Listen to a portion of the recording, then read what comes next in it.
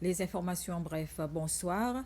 La commission électorale a officiellement remis au président Patrick Hermini une copie de son rapport sur le déroulement des élections présidentielles et législatives organisées en septembre et octobre dernier. Le document a été présenté lors d'une rencontre à State House par la présidente de la commission électorale, Wendy Didon. Une copie de ce rapport a également été présentée à la présidente de l'Assemblée nationale.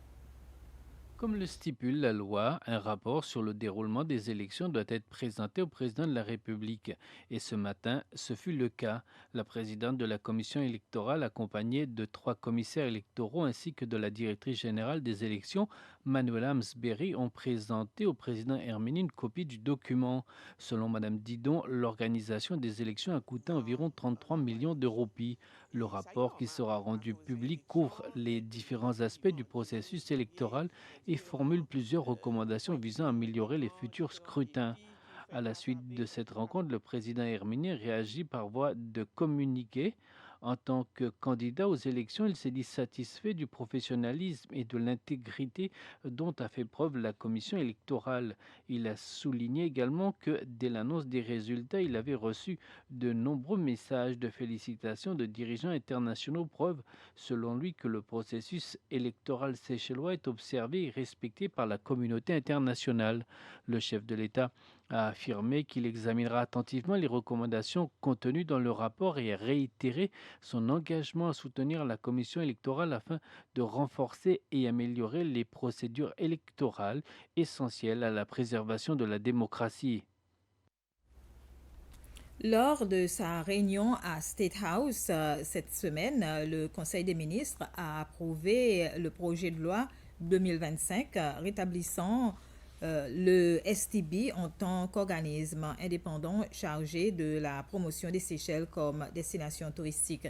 Le Conseil a également approuvé une nouvelle structure à 3 piliers pour le ministère de la Santé.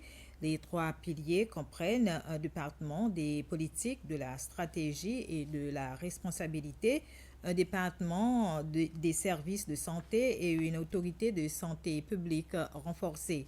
Le Conseil des ministres a aussi donné son approbation à la réponse du gouvernement séchellois aux graves inondations et glissements de terrain survenus au Sri Lanka fin septembre 2025.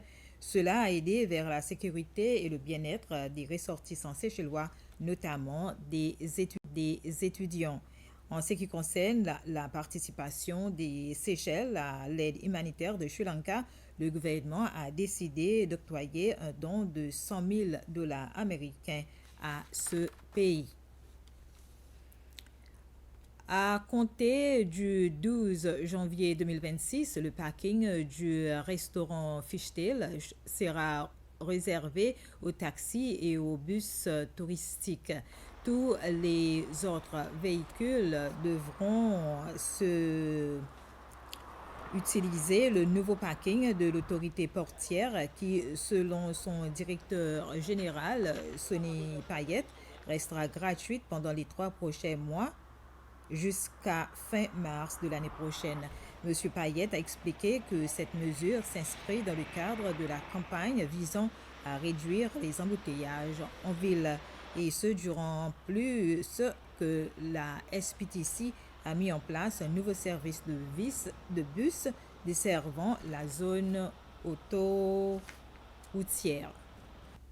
C'était les informations. Bref, merci de votre attention.